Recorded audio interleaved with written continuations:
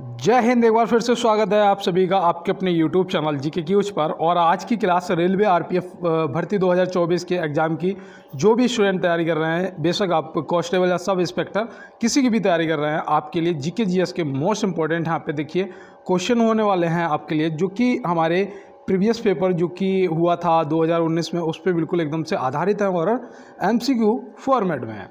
तो चलते हैं दोस्त बिना रुके अपनी क्लास में और देखते हैं आज हमारे के लिए क्या महत्वपूर्ण प्रश्न है। देखिए यहाँ पे दिया गया है कि कौन सा एक लकड़ी की लुगदी पर रासायनिक प्रतिक्रियाओं द्वारा बना फाइबर है। तो मैं इसका आपको जवाब बताने वाला हूं। आप फटाफट कमेंट बॉक्स में देखो, जितने भी प्रश्नों के जवाब आपको पता है कमेंट बॉक्स में किया करो, इससे आपके जवाब करने की जो स्पीड है वो बढ़ती है। तो यहाँ पे आपको सही जवाब जो आपका है वो हो जाएगा रियान हो जाएगा यहाँ पे आपका सही जवाब। तो आपको याद रखना है और ये देखो प्रश्न आपके लिए ज़रूरी है, आपसे हो सकता है कि आपसे पूछ लिया जाए। तो चलते हैं दोस्त अपने अगले प्रश्न पे। और देखिए यहाँ पे पूछा गया है कि भारत में किस नदी पर सबसे ऊंचा झरना पाया जाता है। भारत में किस नदी पर सबसे ऊंचा झरना पाया जाता है, तो वो नदी कौन सी है। तो देखो पहले तो आपको बता दें, ये गंगा तो भारत की है ही, जो कि सबसे लंबी नदी है। और यहाँ पे जो प्रश्न का सही जवाब है वो आपका हो जाएगा शरावती। ऑप्शन सी बिल्कुल सही जवाब हो जाएगा। और ये कहाँ पर है तो मैं आपको बता दूँ, ये आपकी कर्नाटक में पड़ती है। ठीक है, कहाँ पर? कर्नाटक में पड़ता है। ठीक है, तो ये भी आप याद रखेंगे। और कौन सा आपका झरना है तो याद रखना, आपसे पूछा जा सकता है तो याद रखना जोग जलप्रपात जो आपका है ये शरावती नदी पर सबसे ऊंचा झरना आपका है, तो ये आप याद रखेंगे। और देखो गंगा के बारे में बात कर रहे थे तो गंगा की लंबाई याद रखना, हो सकता है कि पूछ लिया जाए 2525 किलोमीटर, तो ये भी आपके लिए ज़रूरी है। और देखो नील नदी जो है ये दुनिया की सबसे लंबी नदी है और इसकी जो लंबाई है वो याद रखना है 6650 किलोमीटर। ठीक है, तो देखो 2525 किलोमीटर और नील नदी 6650 किलोमीटर। तो चलते हैं दोस्त अपने अगले प्रश्न की तरफ और देखते हैं हमारा अगला क्या है। देखो यहाँ पे दिया गया है, पहले सार्वभौमिक परिषद का गठन कब हुआ। पहले सार्वभौमिक परिषद का गठन कब हुआ, ऐसे पूछा जा सकता है कि पहली सार्वभौमिक परिषद का गठन कब हुआ था। तो आप क्या बताएंगे? इसका सही जवाब आपका हो जाएगा 1893 आपका ऑप्शन ए हो जाएगा। और देखो आधुनिक ओलंपिक खेलों की शुरुआत कब हुई थी बताइएगा, अगर किसी को पता है तो फटाफट कमेंट बॉक्स में। वो आपकी कब हुई थी? क्या 1896 में हुई थी? क्या वो एथेंस में हुई थी? आप कमेंट बॉक्स में ये बता के कन्फर्म कराइएगा। और चलते हैं दोस्त अपने अगले प्रश्न की तरफ। और देखो हर क्लास में कहता हूँ कि हो सकता है मेरी ज़बान पे सरस्वती माँ विराजमान हो, और जो भी मेरे भाई बहन इस टाइम मुझे सुन रहे हैं, जिनके कान में मेरी आवाज़ जा रही है, उनको इस बार 100% वर्दी मिल जाएगी। ये मैं आपसे कह रहा हूँ, अगर आप मुझे अपना बड़ा भाई मानते हैं तो ये मेरा विश्वास करिएगा। और आप भी अपने छोटे भाई को एक बार क्लास को लाइक कर दीजिएगा, चैनल को सब्सक्राइब कर लेना है और ज़्यादा से ज़्यादा सपोर्ट करने के लिए क्लास को शेयर कर देना है। और आप लोग सपोर्ट कर रहे हैं, इस चीज़ को मैं डेली देखता भी हूँ। देखो यहाँ पे दिया गया है कि वास्तुकला में पंचायतन शैली किस शब्द से संबंधित है। ये आपका देखो प्रीवियस पूछे हुए प्रश्न है, तो इसका आप क्या बताएंगे? जो आपकी ये पंचायतन शैली है ये मंदिर से संबंधित है, तो ऑप्शन बी हो जाएगा यहाँ पे आपका बिल्कुल सही जवाब। चलते हैं दोस्त अपने अगले प्रश्न की तरफ। और देखो आप क्या करेंगे, स्क्रीनशॉट लेते जाया करो हर क्वेश्चन का, और बाद में एक बार अगर आप पढ़ते नहीं हैं, आप लिखते नहीं हैं, तो लिखने से अगर मैं मानता हूं कि लिख नहीं पाते हो, कोई बात नहीं है, फ़ोन की गैलरी को खोलो और स्क्रीनशॉटों को एक बार फिर से रिवीजन कर लो। अब देखो यहाँ पे दिया गया है कि सबसे बड़ा आवर्तबीजी वृक्ष है, सबसे बड़ा आवर्तबीजी वृक्ष है। तो ये देखो इम्पोर्टेंट है, ये प्रश्न ये भी पूछा जा चुका है। आप क्या बताएंगे? यहाँ पे आपका यूकेलिप्टस ऑप्शन सी हो जाएगा। और ये प्रश्न आपका SSC GD, railway, group D, कोई भी एग्जाम हुआ हो पूछा गया है। तो चलते हैं दोस्त अपने अगले प्रश्न की तरफ और देखते हैं हमारा अगला प्रश्न क्या है। तो देखिए यहाँ पे पूछा गया है कि पपीता का कौन सा भाग खाने योग्य है। पपीता का कौन सा भाग है जो खाने योग्य है। तो यहाँ पे आप क्या बताएंगे? यहाँ पे आपका सही जवाब हो जाएगा मध्य फल वित्ती, जो कि ऑप्शन ए में दिया गया। देखो ये क्या है, ये आपका शायद आम का भी होता है, याद रखना आम का भी मध्य फल वित्ती होता है। और देखो यहाँ पे आपका जो भूड़ पोष है ये किस में होता है? क्या नारियल में होता है? बताइएगा नारियल का खाने योग्य भाग कौन सा होता है, आप कमेंट बॉक्स में बताएंगे। और चलते हैं दोस्त अपने अगले प्रश्न की तरफ। तो देखिए यहाँ पे पूछा जा रहा है कि खरगोश में गुणसूत्रों की संख्या होती है। तो आपको यहाँ पे बताना है कि खरगोश में गुणसूत्रों की संख्या कितनी होती है। तो आपका यहाँ पे सही जवाब क्या होना चाहिए? देखो, अगर मानव में पूछा जाता आप तुरंत बता देते 46।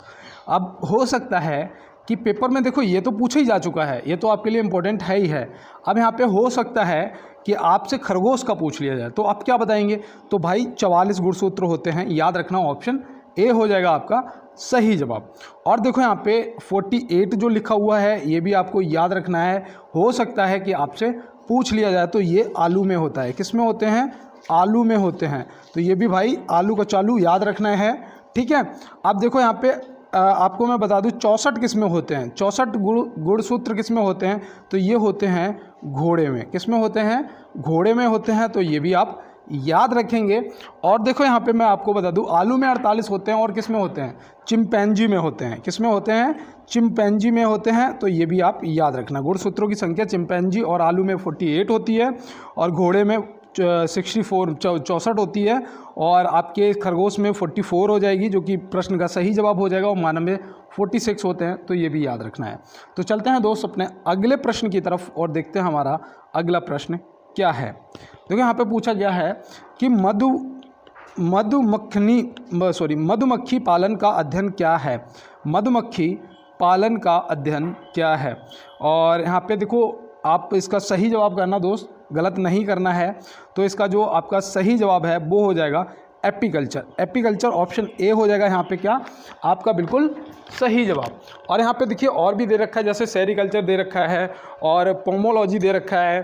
तो ये भी अगर आपको पता है तो आप कमेंट बॉक्स में बताइएगा, और नहीं पता है तो फटाफट आप इनको नोट कर लो। देखो आपका जो पोमोलॉजी होता है ये किसके अध्ययन के लिए जाना जाता है? तो ये आपका हो जाएगा पोमोलॉजी फल के अध्ययन के लिए। किसके लिए? फल के अध्ययन के लिए। और देखो सेरिकल्चर जो आपका है ये किससे संबंधित है, ये किस लिए जाना जाता है? तो जो सेरिकल्चर आपका है ये रेशम कीट, जो रेशम कीट होते हैं ना, तो आप याद रखना रेशम कीट हो जाएगा आपका इसका सेरिकल्चर, ठीक है। तो ये आप याद रखेंगे। और देखो मेरे पास पेन नहीं है इसलिए मैं लिख नहीं पा रहा हूँ, और इस चीज़ को आप थोड़ा नोट कर लिया करो या स्क्रीनशॉट ले लिया करो। तो यहाँ पे देखो दिया गया है निम्न में से हाइड्रोजन का उपयोग किसे बनाने में किया जाता है? ये आपका प्रश्न आ चुका है। यहाँ पे पूछा गया है निम्न में से हाइड्रोजन का उपयोग किसे बनाने में किया जाता है?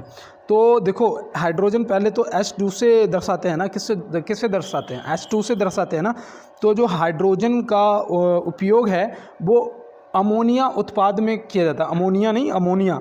तो अमोनिया उत्पाद ऑप्शन बी हो जाएगा यहाँ पे आपका सही जवाब। तो मैं उम्मीद करता हूँ ये आपको समझ आ गया होगा। देखो कार्बनिक यौगिक भी बनाने के लिए किया जाता है। क्या? कार्बनिक यौगिक बनाने के लिए भी हाइड्रोजन का उपयोग किया जाता है। और देखो सबसे ज़्यादा हाइड्रोजन और हीलियम प्लस हीलियम ये सूर्य में पाए जाते हैं। तो ये आप याद रखेंगे, हो सकता है कि पूछ लिया जाए। और देखो बार बार मैं वो थोड़ा क्लास को रोकना पड़ रहा है, बार बार उठ के जा रहा हूँ। वो एक्चुअली मैंने अभी आपको बताया था कि मेरे जो खरगोश हैं 15-20 है मेरे पास वाइट खरगोश, जिसमें से एक बच्चा मुझे ऐसा लग रहा है कि आज मरने वाला है, मतलब कि उसको बहुत ज़्यादा गर्मी लग रही है, क्या हो रहा है उसके साथ में मुझे नहीं पता, लेकिन उसकी तबीयत मुझे ऐसा लग रहा है कि 10% ही अब वो सही हो पाएगा। अब यहाँ पे देखो दिया गया है, इसीलिए मैं क्लास को फटाफट कर रहा हूँ कि ताकि क्लास को फटाफट कर दूं और उसको फिर डॉक्टर को दिखा के लाऊं। देखो यहाँ पे दिया गया है कि नींबू का पीएच मान क्या होगा? नींबू का जो पीएच मान है वो कितना होता है? तो नींबू का पीएच मान इनमें से आप बताइएगा फटाफट, आपका सही जवाब क्या हो जाएगा? तो तुरंत लगाना इनमें से कोई नहीं, क्योंकि नींबू का जो पीएच मान होता है वो होता है 2.2। कितना होता है? 2.2 होता है। 2.4 जो होता है ये 2.4 जो होता है ये सिरके का होता है। किसका होता है? सिरके का। तो छिरके यार कहीं पे छिरके कहीं पे सिरके बोलते हैं, ये गन्ने का जूस का बनाया जाता है। तो ये आप याद रखेंगे। और देखो 2.8 जो है ये किसका होता है? तो ये 2.8 जो होता है ये शराब का होता है। किसका होता है? शराब का होता है। तो ये भी आप याद रखेंगे। और देखो आपसे पूछा जा सकता है, यहाँ पे 6 दे रखा है ना, ये मूत्र का होता है। किसका होता है? ये मूत्र का होता है। ये भी आप याद रखेंगे। और देखो दूध का क्या होता है? तो दूध का याद रखना 6.4 होता है। दूध का 6.4 होता है। और लार का कितना होता है? तो लार का होता है 6.5 होता है। 6.5 जो है ये लार का होता है। और रक्त का पीएच मान 7.4 होता है। देखो यहाँ तक आपसे पूछे जा सकते हैं, मैंने सभी आपको बता दिए। 2.4 आपके सिरके का होता है, 2.8 आपका शराब का होता है, 6 जो होता है ये मूत्र का होता है, और 6.4 जो आपका है ये दूध का होता है, और 6.5 जो है ये लार का होता है, और 7.4 जो है ये रक्त का होता है। इनमें से कोई एक आपसे पूछा जाएगा। चलते हैं आप दोस्त अपने अगले प्रश्न की तरफ। तो यहाँ पे पूछा गया है गोल क्रांति संबंधित है, गोल क्रांति का संबंध है। यहाँ पे संबंध लिखा होना चाहिए, तो संबंधित दे दिया, कोई बात नहीं है। तो यहाँ पे आपको बताना है कि गोल क्रांति का संबंध है किससे है। तो देखो जब गोल कौन होता है, आलू होता है, तो लगा देना है आलू। आप कहोगे भैया अंडा, तो अंडा का रजत क्रांति से संपर्क है, किससे, रजत क्रांति से संबंध है। तो ये आप याद रखेंगे, ठीक है। अब आपसे पूछा जा सकता है कि फल, जो फल है इसका किस क्रांति से है। तो फल का आप याद रखना सुनहरी क्रांति। कौन सी हो जाएगी, सुनहरी क्रांति हो जाएगी आपकी। तो ये भी आप याद रखेंगे, सुनहरी क्रांति। तो मैं उम्मीद करता हूँ ये आपने नोट कर लिया होगा। और देखो एक जो आपसे पूछी जा सकती है, मोस्ट इम्पोर्टेंट बताने वाला हूँ आपको, कृषि से संबंधित। कृषि से संबंधित आप क्या बताएंगे, बताओ। कृषि से संबंधित जो आपकी है वो मुझे याद आ रहा है, जो क्या होती है, देखो इंद्रधनुषी। कौन सी होती है, देखो इंद्रधनुषी होती है। मैं इधर लिख देता हूँ इंद्रधनुषी। देखो इंद्रधनुषी होती है, तो ये आप याद रखें, इंद्रधनुषी क्रांति का संबंध कृषि से है। तो चलते हैं दोस्त अपने अगले प्रश्न की तरफ। देखिए अब फटाफट करते हुए चलना है। वीर सावरकर अंतर्राष्ट्रीय हवाई अड्डा कहाँ स्थित है। तो वीर सावरकर अंतर्राष्ट्रीय हवाई अड्डा जो आपका है ये पोर्ट ब्लेयर में है। तो पोर्ट ब्लेयर लगा देना। देखो कोलकाता में कौन सा अंतर्राष्ट्रीय हवाई अड्डा है, तो कोलकाता में आपका सुभाष चंद्र बोस जी है। सुभाष चंद्र बोस जी जो अंतर्राष्ट्रीय हवाई अड्डा है वो आपका कोलकाता में है। और गुजरात में कौन सा हवाई अड्डा है, तो गुजरात में सरदार वल्लभ भाई पटेल अंतर्राष्ट्रीय हवाई अड्डा है। तो याद रखना सरदार वल्लभ भाई पटेल, तो ये आपका गुजरात में है। और सुभाष चंद्र बोस अंतर्राष्ट्रीय हवाई अड्डा आपका कोलकाता में है। और वीर सावरकर अंतर्राष्ट्रीय हवाई अड्डा आपका पोर्ट ब्लेयर में है। और इंदिरा गांधी अंतर्राष्ट्रीय हवाई अड्डा जो आपका है ये दिल्ली में है। तो ये सब याद रखेंगे।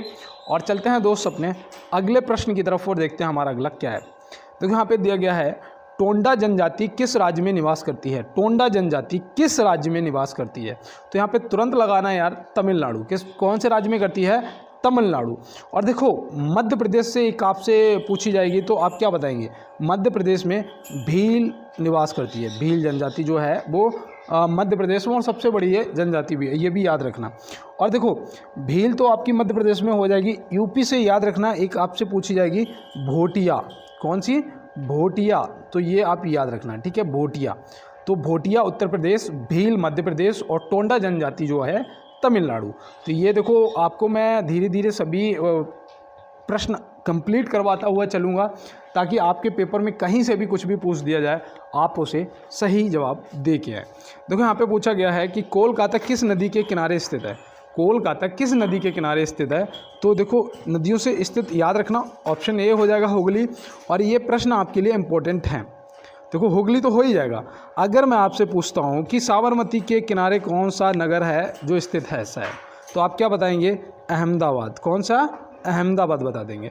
और देखो यहाँ पे ब्रह्मपुत्र दे रखा है, तो ब्रह्मपुत्र के किनारे कौन सी स्थित है, तो याद रखना डिब्रूगढ़। क्या हो जाएगा आपका, डिब्रूगढ़ हो जाएगा आपका, ब्रह्मपुत्र के किनारे स्थित है। तो ये भी आप याद रखेंगे।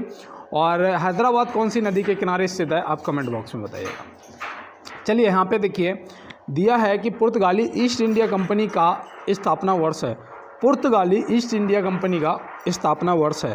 तो यहाँ पे आप क्या बताएंगे, तो यहाँ पे आपका सही जवाब जो है वो होना चाहिए 1498। 1498 ऑप्शन ए हो जाएगा यहाँ पे, क्या बिल्कुल सही जवाब।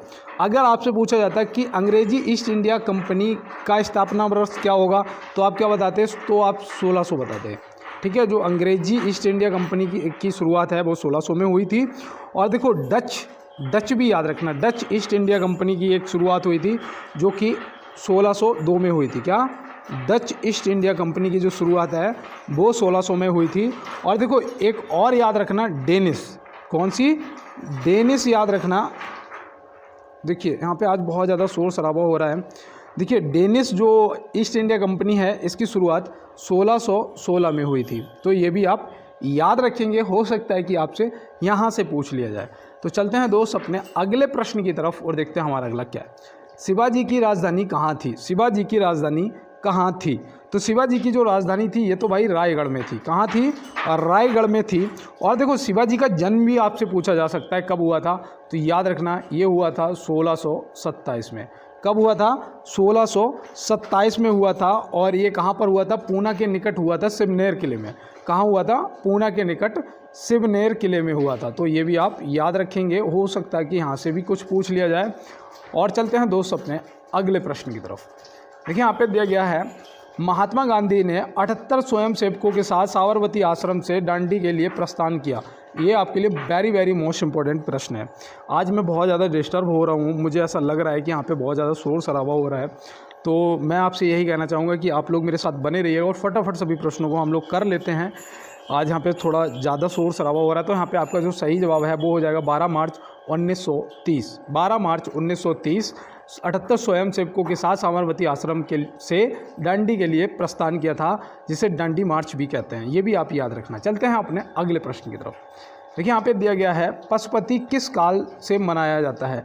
पशुपति किस काल से मनाया जाता है? तो पशुपति की सबसे पहले जो पूजा है ये कौन से काल में होती थी? तो आप यहाँ पे याद रखना, हड़प्पा संस्कृति। हड़प्पा संस्कृति जो कि ऑप्शन ए में दिया गया है। तो ऑप्शन ए यहाँ पे क्या हो जाएगा? आपका सही जवाब हो जाएगा। और नंद वंश का संस्थापक याद रखना, महापद्मानंद, जो कि मैंने आपको कई बार बताया है। क्षत्रिय अंतरक भी बोला जाता था, क्षत्रियों का नाश करने वाला। और मौर्य वंश, ये नंद वंश को ख़त्म करने के बाद चंद्रगुप्त मौर्य ने स्थापना की थी। तो ये भी आप याद रखेंगे। तो चलते हैं दोस्त अपने अगले प्रश्न की तरफ। किस राज्य में मधुबनी चित्रकला प्रचलित है? किस राज्य में मधुबनी चित्रकला प्रचलित है? तो ये आपका बिहार हो जाएगा। कौन सा हो जाएगा? बिहार हो जाएगा। और चलते हैं दोस्त अपने अगले प्रश्न की तरफ। देखिए यहाँ पे दिया गया है, सेंधा नमक का अपवर्तनांक क्या है? अपवर्तनांक क्या है सेंधा नमक का? तो 1.15। ऑप्शन बी हो जाएगा यहाँ पे क्या? आपका दोस्त बिल्कुल सही जवाब। और मैं उम्मीद करता हूँ ये भी आपको समझ आ गया होगा। और चलते हैं दोस्त अपने अगले प्रश्न की तरफ। देखिए यहाँ पे पूछा गया है कि भारत ने किस वित्तीय वर्ष में IMF के साथ विस्तृत निधि सुविधा समझौते पर हस्ताक्षर किए? ये आपके लिए इम्पोर्टेंट है। आप क्या बताएंगे? याद रखना, कब किए थे? 1981-82। मतलब कि ऑप्शन ए हो जाएगा यहाँ पे आपका बिल्कुल सही जवाब। और चलते हैं मेरे भाई अपने अगले प्रश्न की तरफ। राष्ट्रीय विकास परिषद के अध्यक्ष कौन है? राष्ट्रीय विकास परिषद के अध्यक्ष कौन है? तो ये आप क्या बताएंगे? फटाफट बताइएगा। देखो ये प्रश्न तो यार गलत मत कर देना। यहाँ पे आपका सही जवाब ऑप्शन सी हो जाएगा, प्रधानमंत्री जी। और चलते हैं दोस्त अपने अगले प्रश्न की तरफ। देखिए यहाँ पे दिया गया है, किसी परिपथ में विद्युत धारा की उपस्थिति को जांचने के लिए यंत्र है। किसी परिपथ में विद्युत धारा की उपस्थिति को जानने के लिए यंत्र है। कौन सा यंत्र है? तो यहाँ पे आप क्या बताएंगे? यहाँ पे जो आपका सही जवाब है वो हो जाएगा गैल्वेनोमीटर। गैल्वेनोमीटर ऑप्शन ए हो जाएगा यहाँ पे आपका सही जवाब। वायु की आर्द्रता नापने के लिए हाइग्रोमीटर होता है। तो ये भी आप याद रखना। और देखो बताइए, जो वायु में जो ठंडक होती है, क्या बोलोगे उसे? ऐसे बोल सकते हैं कि जो वायु में नमी होती है वो किस यंत्र से नापी जाती है? तो ये आप क्या करेंगे? कमेंट बॉक्स में बताएंगे। देखो ये मैं आपको बता भी चुका हूँ, और अगर आपको याद होगा तो आप ज़रूर बता देंगे। और चलते हैं दोस्त अपने अगले प्रश्न की तरफ और देखते हैं यहाँ पे हमारा अगला प्रश्न क्या है। देखिए यहाँ पे दिया गया है, महायान शब्द किस धर्म से संबंधित है? तो महायान शब्द जो है ये किस धर्म से संबंधित है? तो यहाँ पे आप क्या बताएंगे? तो यहाँ पे फटाफट बताइएगा। यहाँ पे देखो मैं आपको कुछ याद दिलाता हूँ, एक हीनयान था और एक महायान था। अब यहाँ पे आप बताइएगा, जो हीनयान और महायान जो हैं ये किस धर्म से संबंधित हैं? तो तुरंत बताना भैया, बौद्ध धर्म से हैं। इतनी देर मैंने इसीलिए आपको समय दिया कि आप खुद बताएंगे। और देखो कनिष्क के समय में चौथी बौद्ध संगति हुई थी, जिसमें हीनयान और महायान 2 भागों में बटा था। तो ये भी आप याद रखना। देखो यहाँ पे दिया गया है कि सूर्य का प्रकाश जल की कितनी गहराई तक जा सकता है? सूर्य का जो प्रकाश है वो जल की कितनी गहराई तक जा सकता है? तो आप क्या बताएंगे? तो इसको रटा है 400 मीटर अधिकतम है। क्या है? 400 मीटर अधिकतम यहाँ पे हो जाएगा आपका बिल्कुल सही जवाब। तो चलते हैं दोस्त अपने अगले प्रश्न की तरफ और देखते हैं हमारा अगला क्या है। देखिए यहाँ पे पूछा गया है कि असम के राज्यपाल कौन हैं। देखिए ये जब पेपर देने जाओ ना तो ये वाला टॉपिक अपना क्लियर करके जाना और इसको नए सिरे से एक बार चेक करके जाना है, क्योंकि हो सकता है तब तक कोई बदल जाए तो आप पुराना लगा दें, फिर आपको दिक्कत हो जाएगी। तो याद रखना जगदीश मुखी जी ऑप्शन ए हो जाएगा यहाँ पे आपका सही जवाब। और देखो बीडी मिश्रा जो हैं ये कहाँ के राज्यपाल हैं, तो आप क्या बताएंगे। जो बीडी मिश्रा जी हैं ये अरुणाचल प्रदेश के राज्यपाल हैं, तो ये भी आप याद रखेंगे। और देखो हेमंत विश्वा शर्मा जी जो हैं ये कौन हैं, तो ये आप याद रखना, ये आपके असम के वो हो जाएंगे सीएम, असम के जो सीएम हैं वो हो जाएंगे आपके। और असम के जो राज्यपाल हैं जगदीश मुखी हैं, ये तो मैंने आपको बता ही दिया है। चलते हैं दोस्त अपने अगले प्रश्न की तरफ और देखते हैं हमारा अगला क्या है। तो यहाँ पे बोला गया है भारत में प्रथम पुर्तगाली वायसराय बनकर कौन आया था। भारत में प्रथम पुर्तगाली वायसराय बनकर कौन आया था, तो यहाँ पे आप क्या बताएंगे। तो यहाँ पे देखो ये आपके लिए इम्पोर्टेंट है, आपको पता भी होना चाहिए। तो यहाँ पे आपका जो सही जवाब है वो हो जाएगा फ्रांसिस्को द अल्मीडा, तो ऑप्शन बी लगा देना। और देखो ये भाई कब आया था, तो याद रखना ये 1505 में आया था, जब पुर्तगालियों की दूसरी फैक्ट्री स्थापित हुई थी। शायद कब दूसरी हुई थी, देखो मैंने ये आपको उस दिन पढ़ाया था और मुझे याद है पहली और दूसरी। अब आप कमेंट बॉक्स में बताइएगा कि पहली कब हुई थी। अगर आपने सभी क्लासों को नहीं देखा है तो एक बार देख लो यार, सारे टॉपिक आपके क्लियर होते हुए चलेंगे। और वास्को डी गामा जो है ये भारत कब आया था, तो ये आया था 1498 में। और कहाँ उतरा था ये भारत में, तो याद रखना ये कालीकट उतरा था। कहाँ कालीकट उतरा था, तो ये भी आप याद रखेंगे। और चलते हैं मेरे भाई अपने अगले प्रश्न की तरफ। मौर्य साम्राज्य में उच्च स्तर के अधिकारियों को क्या कहा जाता था।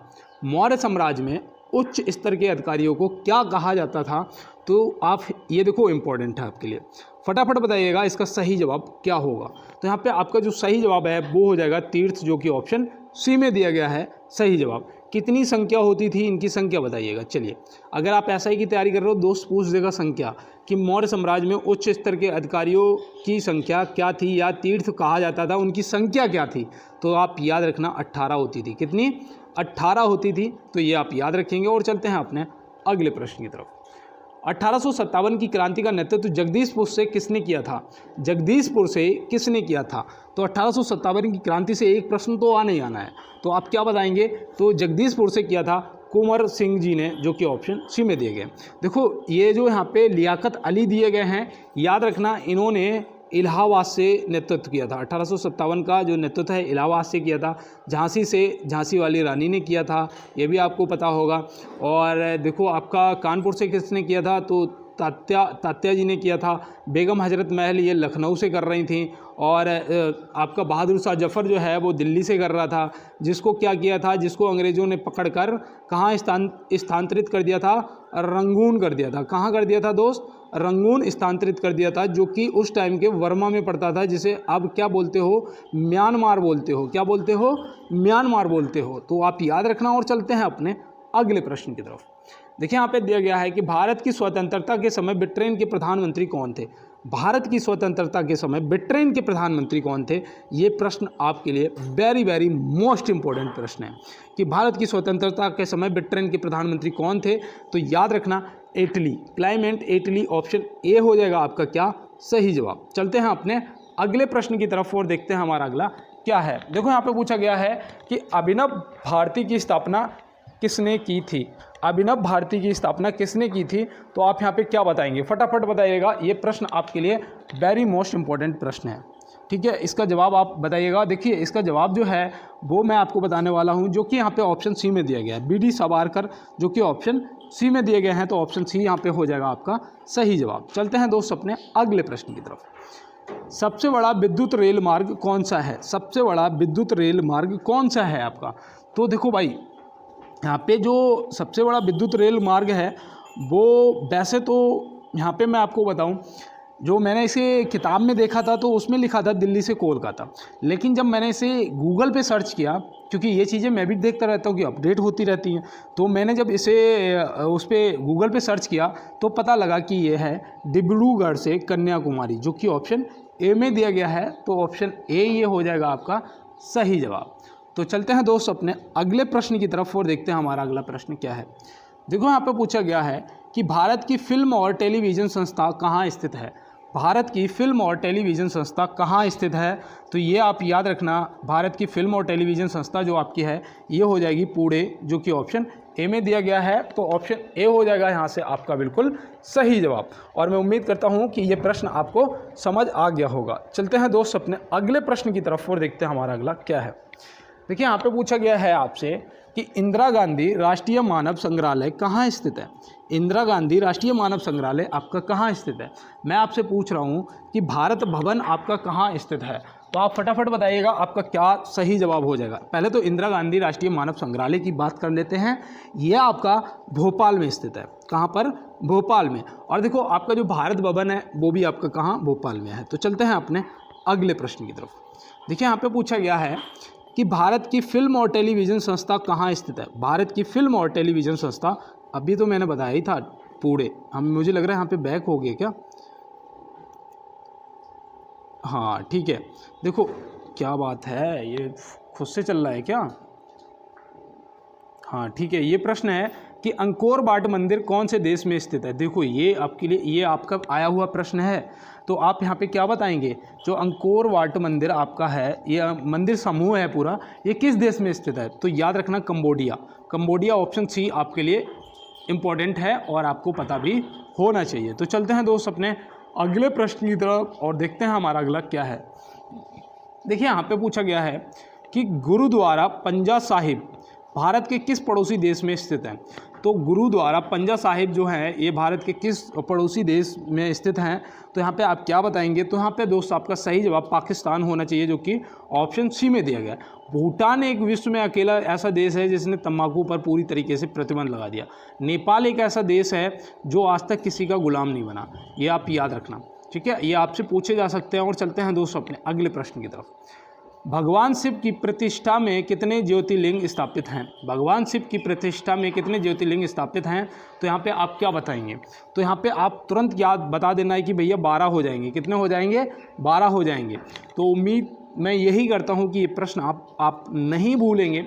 और चलते हैं दोस्तों अपने अगले प्रश्न की तरफ। हार्नबिल महोत्सव कितने दिनों के लिए आयोजित किया जाता है?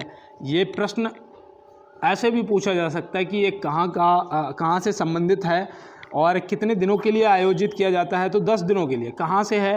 तो ये नागालैंड से संबंधित है। नागालैंड की जो आधिकारिक भाषा है, वो जो वहाँ की भाषा है वो याद रखना अंग्रेजी है, ठीक है? वहाँ की जो राज्य भाषा है वो क्या है? अंग्रेजी है। तो आप ये याद रखेंगे। और चलते हैं दोस्तों अगले प्रश्न की तरफ। देखिए यहाँ पे दिया गया है कि एक पोषण स्तर से दूसरे पोषण स्तर तक औसतन कितनी ऊर्जा पहुंचती है? तो पहुंच पाती है। तो आपको बताना है, ये आपका प्रीवियस क्वेश्चन है। तो आप इसको क्या बताएंगे? तो याद रखना 10%, जो कि ऑप्शन ए में दिया गया। तो ऑप्शन ए आपको याद रखना है। और चलते हैं अपने अगले प्रश्न की तरफ। क्योंकि यहाँ पे दिया गया है कि जलमंडल के अध्ययन को कहते हैं, जलमंडल के अध्ययन को कहते हैं। देखो आज की क्लास में आपके लिए वेरी मोस्ट इंपॉर्टेंट है। और क्वेश्चन 40 हो गए हैं दोस्त, 40 पे आ गए हैं। लेकिन मैंने एक बार बोला था क्लास की स्टार्टिंग में, और एक बार फिर से कह रहा हूँ कि जितने भी मेरे भाई बहन मुझे सुन रहे हैं, पसंद करते हैं, वो तो मुझे पता ही है। तो आप एक बार क्या करोगे? आप एक बार भाई को सपोर्ट करने के लिए यार लाइक वाला बटन दबा दीजिएगा और चैनल को सब्सक्राइब कर लो और साथ में बेल आइकन को ज़रूर दबा लेना। और अगर हो सके तो यार मेरे लिए सही एक शेयर कर देना, एक शेयर कर देना किसी दोस्त के पास, या स्टेटस लगा देना, जो कर सकते हो अपने छोटे भाई के लिए यार, इतनी हेल्प कर देना। देखो यहाँ पे जो आपका जलमंडल का अध्ययन है वो आपका बोला जाता है ओशियनोग्राफी, ओशिनियोग्राफी, जो कि ऑप्शन ए में दिया गया। और सिस्मोग्राफ क्या है? सिस्मोग्राफ जो है ये भूकंप की तीव्रता को मापता है, ठीक है? तो ये आप याद रखना। और देखो कार्डियोग्राम जो है ये क्या है? ये आपके दिल की जांच करने का जो सिस्टम है, दिल की जांच करने से संबंधित है। तो आप ये याद रखेंगे। और चलते हैं अपने अगले प्रश्न की तरफ। देखिए यहाँ पे दिया गया है जलमंडल पृथ्वी के कुल क्षेत्रफल का कितना प्रतिशत भाग घेरता है? जो जलमंडल है ये पृथ्वी के कुल क्षेत्रफल का कितना प्रतिशत भाग घेरता है? तो यहाँ पे आप क्या बताएंगे? तो यहाँ पे आपका सही जवाब 71% होना चाहिए। और सूर्य में हाइड्रोजन जो है, ये हाइड्रोजन जो है आपकी 72% होती है।